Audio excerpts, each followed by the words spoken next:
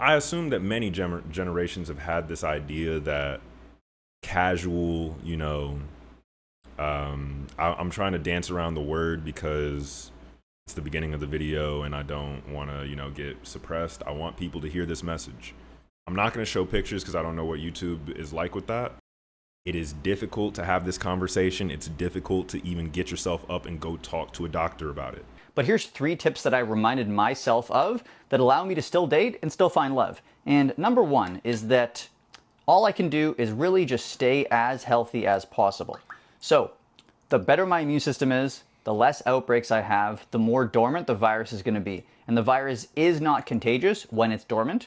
There is shedding in between, but we can negate that. I came from food stamps. I came from the lights being cut off when I was a little kid, when I was in the house at nighttime. I came from waking up on Christmas and not having shit under the tree. That's where it come from. I don't give a fuck if I make $30 million tomorrow, nigga. I'm gonna keep going. I don't give a fuck if I make $1 billion today when I leave here. I'm gonna how to make another $1 billion, my nigga, because I don't never want to go back to the hood and be broke and go back to that life I used to live. What's going on? Another day, another video. And today I want to give y'all a little information that I recently found out. Things that you probably should know if you're a young person under the age of 50, under the age of 25, under the age of 18, if you're a virgin in this world, one of those rare people. I hear that folks are losing their virginity pretty early these days. There are things that you should know about your health that are going to affect you, that could affect you. If you play your cards wrong, they could affect you for the rest of your life. And people will try to tell you that certain lifestyle choices are okay. They'll try to tell you that certain aspects of life don't matter, that you don't need to pay attention to them. We, as a young generation, I assume that many generations have had this idea that casual, I'm trying to dance around the word because it's the beginning of the video and I don't want to, get suppressed. I want people to hear this message. Casual relations with the opposite gender or the same gender, where you're intoxicated or not, asking people, hey, have you ever had a disease before? Hey, have you ever, been infected before? Hey, when was the last time you got tested? This leads to dangerous circumstances for many people.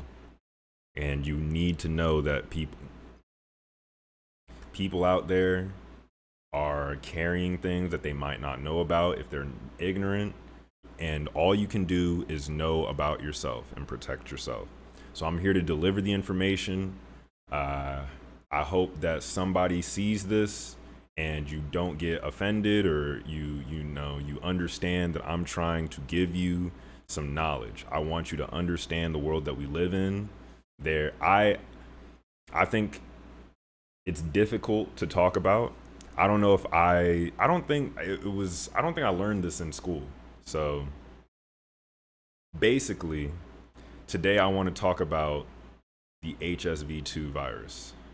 Something that you get from intimate contact, things that can happen, without penetration, things that can happen without, vaginal penetration, and things that can happen, even when you're a baby. Like if you have a family member that, is a dirtbag, or not a dirtbag, if you have a family member that possibly is not clean, or your family members allow someone around you that should, probably not be touching you, they can transfer this virus to you as a child. And they're saying that 60% of people under the age of 50 are currently estimated to have the HSV-1 virus, and 491 million between the ages of 15 and 49, 13%, have HSV-2. So the first one, I'm not going to show pictures because I don't know what YouTube is like with that. The first one is oral. That means cold sores and like basically, yeah, it's that's what a cold sore is. It's not that serious as long as you are aware that when you have one, you could give it to someone else. So it is up to you to not do that. It could be inside of your mouth. I've spoken to people in the past who were unaware that a cold sore could be inside of your mouth, and you can transfer it to someone's genitals through oral intercourse. You should know this. Everyone should know this. This should be taught in schools. You can transfer oral HSV-1 to someone's genitals, male or female, even without an outbreak. Even without an outbreak. So yes, when you have a cold sore, yeah, you can give it to them, but even without an outbreak. That is why it's 67% of the population. And you can get tested to see if you have the antibodies for this. You can find out, as far as I know. Let's check real quick. Can you be tested for HSV-1? And I'm not going to talk about my status because, that's none of y'all's business. Y'all can assume whatever you want. I want the world to know. And according to Google, during a blood test, you can find out if you have been infected previously with one or two. Both. This is important information. If you are someone who is active in the community, if you are out there, putting your mouth on people, I'm gonna just go ahead and put this on. Actually, nah. I'm looking for my pop filter. That's what I'm looking for. What could I have done with that? You can test for HSV-1 and HSV-2 according to Mount Sinai. It can be done when you don't have sores. It can be done if you do.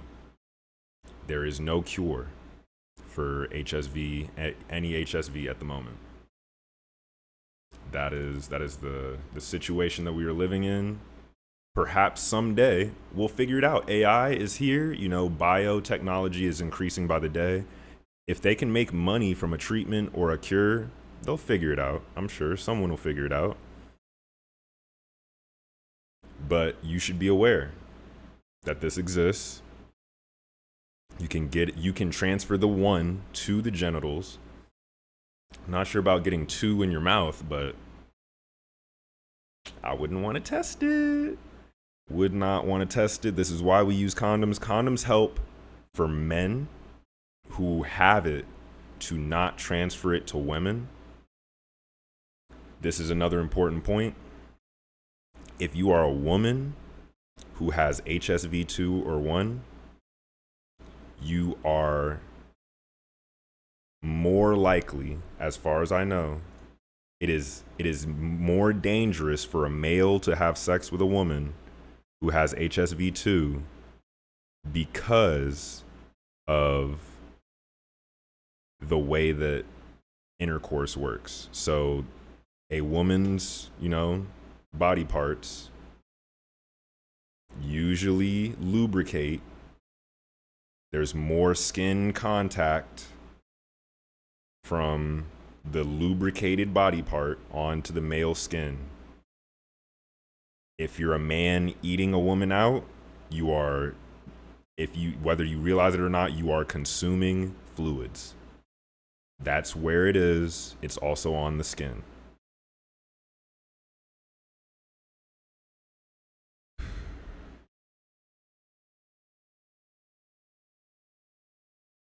Ask your partners I would say you should ask every single person that you engage in intercourse with whether or not they have ever had any disease, and know that if they have had if they've had chlamydia, if they've had gonorrhea, it is more likely that they've had multiple.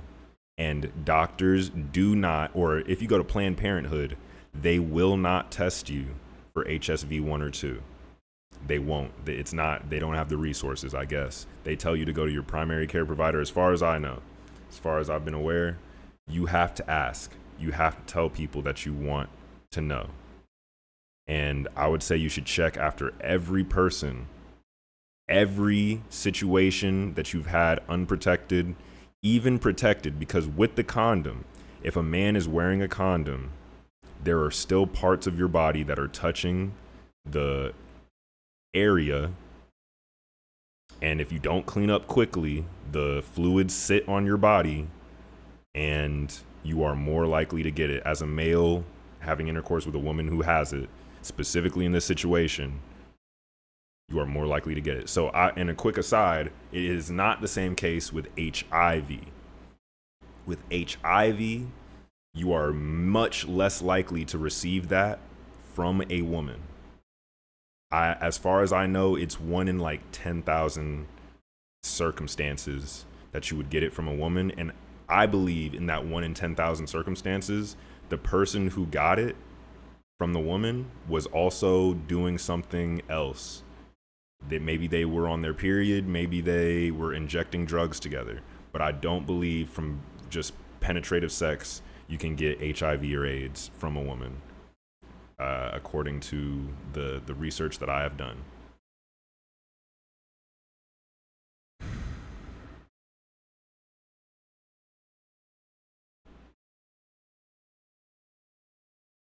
Reading from the WHO website, the prevention methods are: people with symptoms of oral herpes should avoid oral contact with others, including oral intercourse, and sharing objects that touched saliva. It's in the fluid. Individuals with symptoms of genital herpes should abstain from sexual activity while experiencing symptoms. It does shed when you are not experiencing symptoms. Both HSV-1 and HSV-2 are most contagious when sores are present, but can also be transmitted when no symptoms are felt or visible. For sexually active people, I don't know if I can use that word, for, fun, active people, consistent and correct use of condoms is the best way to prevent genital herpes and other STIs. Condoms reduce the risk. However, HSV infection can still occur through contact with genital or anal areas not covered by the condom. When the squirt gets on your anus, your booty,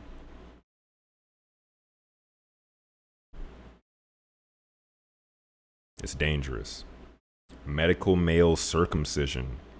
Medical male circumcision can provide lifelong partial protection against HSV-2 infection, as well as against HIV and human papilloma virus, HPV. I've never heard that before. I don't know what that means. So they're saying that cutting your foreskin off protects against herpes.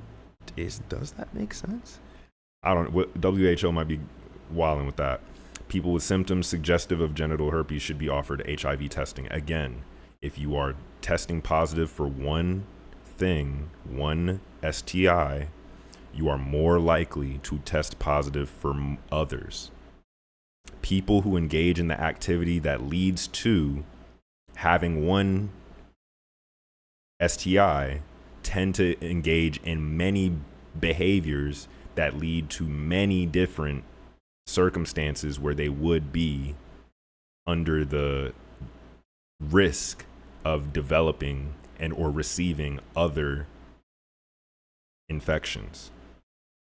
I am not saying that people who are infected are less than others. I'm not saying that they shouldn't be able to be a part of society, have, intercourse. I just think you should be aware. If you are ignorant, if you are a person out there watching this video and you have never been tested in your life and you are currently active in your community, you are a dangerous individual and you need to go get tested. Please. I'm not saying it is difficult to have this conversation. It's difficult to even get yourself up and go talk to a doctor about it. I have done it in the past. You need to do this. If you care about yourself if you care about others, I don't care if you don't have symptoms. There are people who have HSV-2 who have had it and never experienced symptoms. That does not mean you cannot shed it. That does not mean you are not shedding. It does not mean you can't pass it on. You need to know. And so when someone asks you, have you ever had any transmitted infections, you can say, I have recently been tested since my last interaction with someone, and no, I do not, or yes, I have. Yes, I have had gonorrhea before. That is not me admitting to me having something. I am saying that from the perspective of one of you out there who may have not been tested before, or I'm saying you need to get tested so you can tell someone, yes, I've had that. And okay, so if we're being honest, I'm going to say generally the people who get these things, or have these things, it's not like you got it. Usually it's because of bad behavior. And not like, you're out here beating people up, going to jail, although those people might be more likely as well. If you're someone who likes to do illegal substances, if you're someone who likes to have a lot of interactions with a lot of different people of different genders, if you like to interact with people outside of the confines of a serious monogamous relationship, you are more likely to interact with the infections. And you need to be aware of that. Now, I'm going to pull up a video of a guy who, his name, according to Instagram, is Christopher, says herpes coach. I was thinking about making this video anyway. I feel like I needed to have this conversation with the internet. I wanted you all to know, because I've ran into so many people in the world who just are unaware, ignorant of the facts. And I've had to literally Google things in front of people and tell them, yeah, you can have cold sores on the inside of your mouth. Yeah, you can have cold sores in the back of your throat.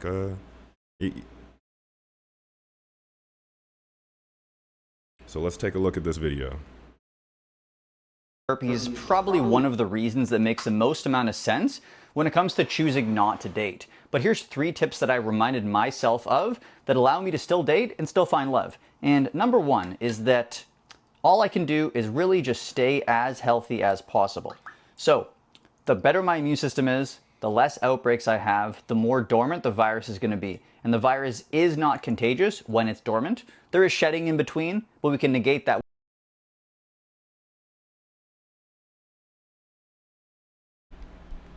He flat out says the virus is not contagious when it is dormant.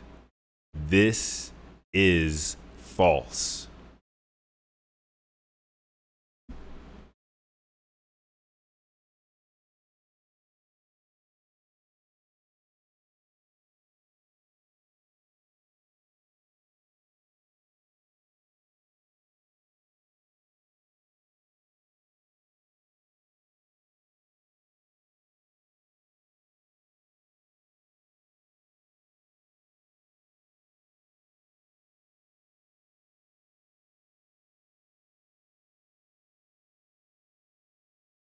I already stated that you can shed when you are not having an outbreak.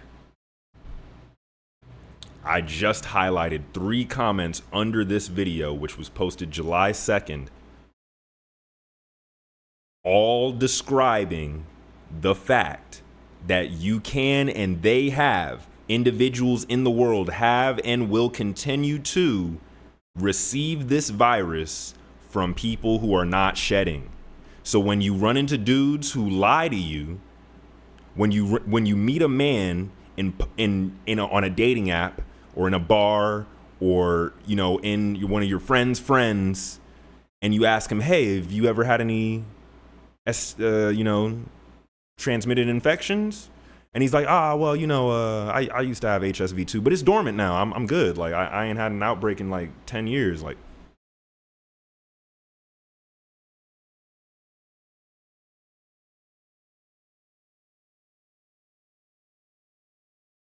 you know to say, oh, wow, thank you for letting me know that. I'm actually okay. I don't actually want to have, intercourse right now.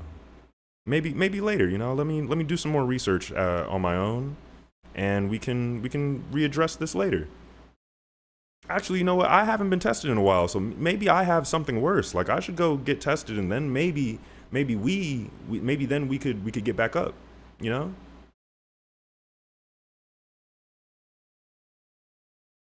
I don't have a problem with anyone who's infected. I care about y'all. I think you are deserving of life. You are deserving of happiness.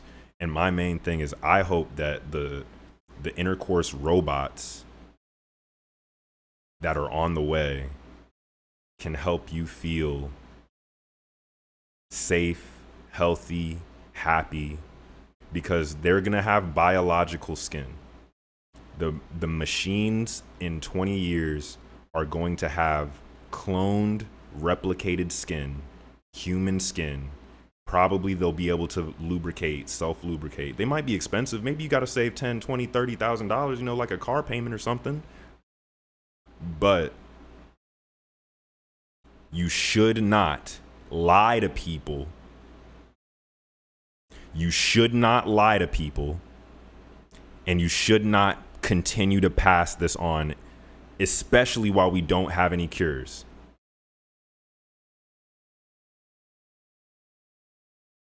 I'll be honest, I have met women, possibly men. I don't know. I don't really talk to my homies about their status, but I have met women who have the virus, multiple.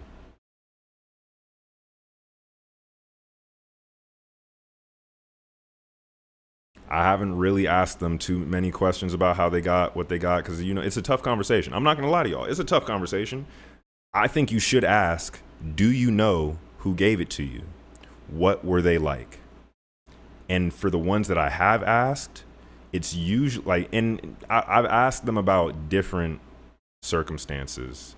Say, oh, I had chlamydia once back in the day. I'll ask, hey, what was that person like? What was the interaction like that led to them giving you that infection? And it's usually not a good person. I'm not going to lie to y'all. It's usually a reckless, careless, dangerous person who is already doing reckless and unnecessary things on substances that clouded their judgment. And I'm not going to call you anything less than human, but you are contributing to making the world a worse place when you engage in these behaviors. I would like you to stop engaging in bad behaviors that lead to people suffering from infections, especially in situations where it's avoidable and you could just be honest and say, yeah, this is dangerous. I should wear a condom every time. And you should clean yourself up every time immediately, soap and water, because low key, soap and water, they say, kills the virus. I don't have the link pulled up right now, but soap and water on your skin kills the virus. So I don't know how long it takes for it to sit on your skin and how long the interaction has to be. I've heard people say you're more likely to suffer if you're just not clean. If you're just not showering immediately after, if you're not showering for days, you just let whatever sit on your body. That's how it happens. So I'm telling you this so you know going forward, and you can keep yourself safe. If you are one of the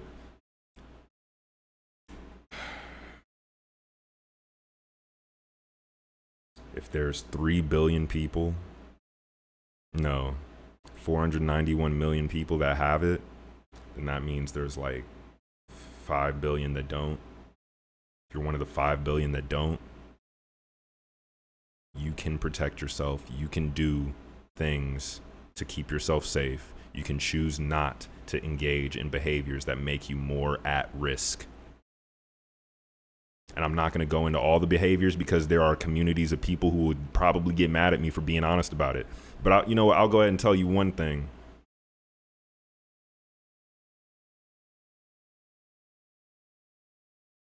Homosexual, bisexual, trans, individuals are more at risk. Not going to go into why, but they are by the statistics. Not to say there's anything like I'm not fighting like against y'all. I don't care that much, but you need to know the facts. So when y'all are engaging in your threesomes, your orgies, going to those parties, you engaging in relations with people outside of monogamous relationship, get tested regularly. That's mandatory. It should be. If you're a person who is engaging in relations with other individuals, you need to get tested regularly. I don't care if you don't have symptoms. I don't care if your doctor's like, well, you maybe every 3 months, every 6. No, every. I mean, some of y'all are smashing a new person every couple hours. So I guess it's kind of tough to keep up with that. Cause it takes like 2 weeks for symptoms to show for real, usually. And I'm not saying you need to do it every 2 weeks either. Cause God damn, like y'all will take it too far. I'm saying really slow down, beat your meat, get a toy, something like.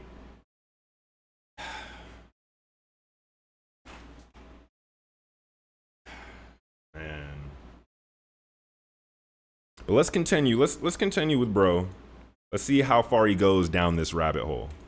With a healthy lifestyle. Number 2 is going to be that I always notice when an outbreak is going to come on. Usually it's a day or so before it happens. I'll get those prodromal symptoms, nerve pain down my leg, maybe a specific burning, tingling in a very small location down there. And I'm like, oh, this is the herpes pain. Let me take an antiviral. And usually this can help negate outbreaks from fully developing. It can also allow me to not proceed with any sort of interaction with other people when I'm in this potentially shedding outbreak period.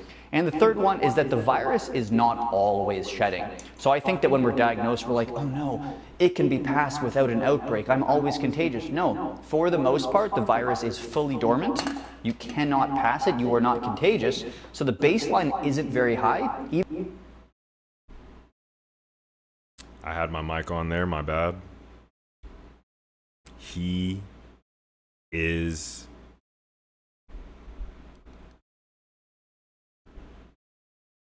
trying to make it sound like it's not that bad.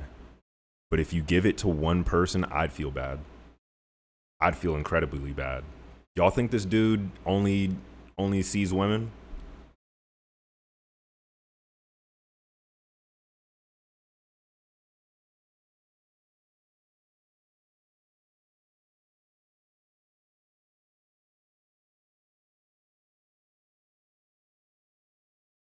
Maybe.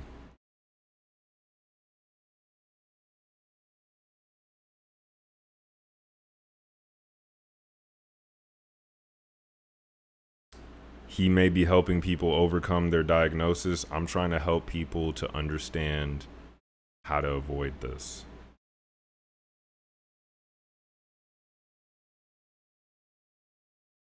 No, it doesn't mean you can't have, relations ever. But there is a way to put yourself at less risk. He's talking about, making yourself healthier. That's real. But the realer thing is to be honest with someone and tell them, hey, it's dangerous. You could get this. There are many people who have it. Breezy. They say Jay-Z, B. Ooh, Eminem. They think Eminem has it. So many big stars in Hollywood. That's why I'm glad, I'm not that lit. For you, get tested. Get everyone you have interactions with tested. That's the only way you're really gonna know. You can't just listen to somebody on TikTok. Even if it could be shedding when there is no outbreak. Have some bone broth. It's going to help you guys with your immune system too. Giving someone herpes.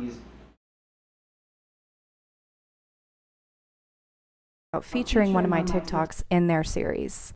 If you're not familiar, MTV Ridiculousness is hosted by Rob Dyrdek and a cast who basically add colorful commentary to viral videos. I mean, the commentary is so colorful and funny that I get secondhand jaw pain from watching how much laughter they have to force. I knew they would roast me, but I was hoping that the video would reach the people that needed to see it. This is the TikTok they featured. 2 fun facts about me. Yes, I have herpes. It has over 3 million views and garnered some of the most bitterness, anger, and confusion from boys that I've ever seen. And why is that? Because I'm casually stating in it that I have herpes and I'm still hot. And why did I do that? To destigmatize it, normalize it, and inspire people who have it. For anyone that isn't familiar with me, I have genital herpes and I'm a sensual guide, so my whole thing is to make you feel confident as fuck with herpes or without. So my clip was featured in a segment called I Am Who I Am.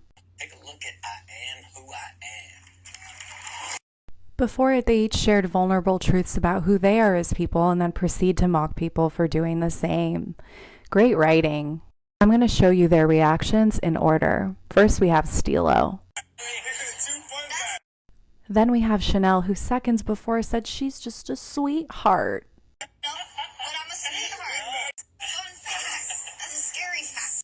And Rob, well, Rob called me this. And yes, I'm hot. And yes, I'm a super spreader.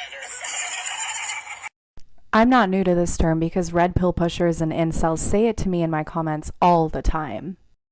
They see a woman who's confident and owns her worth and sexuality, they see that she's desirable, and then they assume that she is spreading it to all her partners. But newsflash, herpes itself is the super spreader and has been for millions of years. 67% of the global population has HSV-1, which we typically know as cold sores, and they transfer just the same via oral sex to genitals and become genital HSV-1. 1 in 6 people, but likely more, have HSV-2. 2 in 3 people have some strain of herpes, so which of them do you think is forcing the most fake laughter?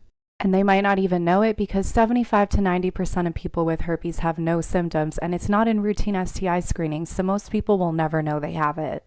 But MTV Why isn't it in routine screenings? They're estimating based on what the behaviors they think that people engage in. Y'all can change your behaviors. The people in the comments are not claiming to change their behaviors. It's not like they're looking for a relationship. They're just looking for more people who are like, I don't care. You're hot. I probably won't get it. We're about to end the video because I'm getting a little this is difficult, guys. This is a difficult conversation. I hope y'all got enough information from this. I don't even care if y'all like or subscribe. This is just something I had to get off for y'all. And again, y'all don't need to know my status. I just want you all to be healthy. Please just take care of yourselves and don't listen to liars. Don't listen to people that are gonna lie to you. And it's so hard because so many people lie.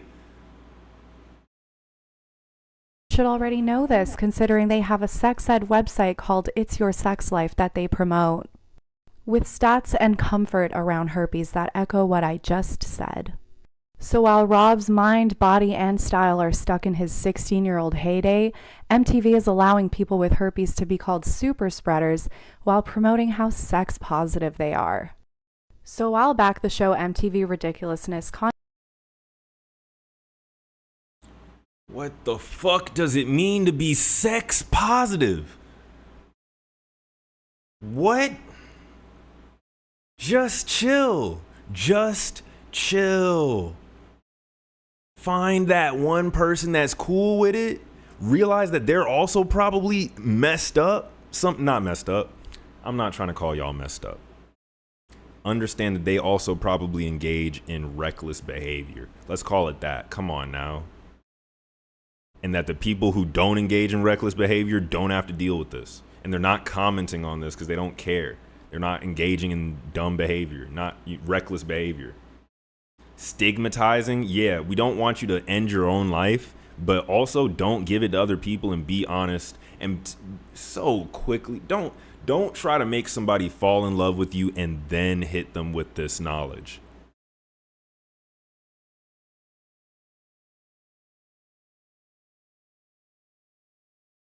True, it is not life-threatening, but it is lifelong for the rest of your life. And this is why you need to be smarter. And you have to ask everybody, and you got to make them show you the test. Make them show you the test. If you're a young person, if you're a virgin, if you've been tested recently and you know you don't have it, which again, they don't recommend it. The doctor is not going to tell you, oh, you don't have any symptoms? Well, you should just check just in case. They don't. Why is that? Think about that.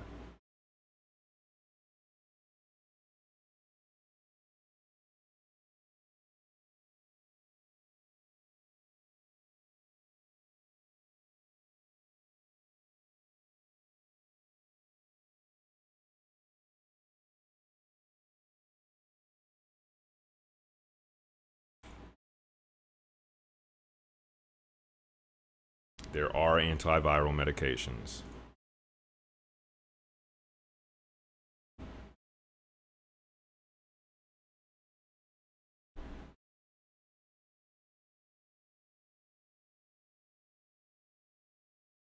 And something I like to think about, the more attractive the person is, the more likely they are to have more partners and the more likely they are to engage in reckless behavior. And you can tell who the reckless people are. It's not like they're all smart and come in, usually there are signs that they are engaging in reckless behavior. Risky behaviors. Now you know. This has been dark media today. Some dark news. And yeah, I'm gonna make another one right after this. So I'll see y'all in a sec. We're gonna go ahead and hit the outro music, man. This is fucking ridiculous. I'm not two, I'm not three, get the guap up on me. Not a bird, not a bee, I'm attracted to dreams. I'm not you, I'm just me.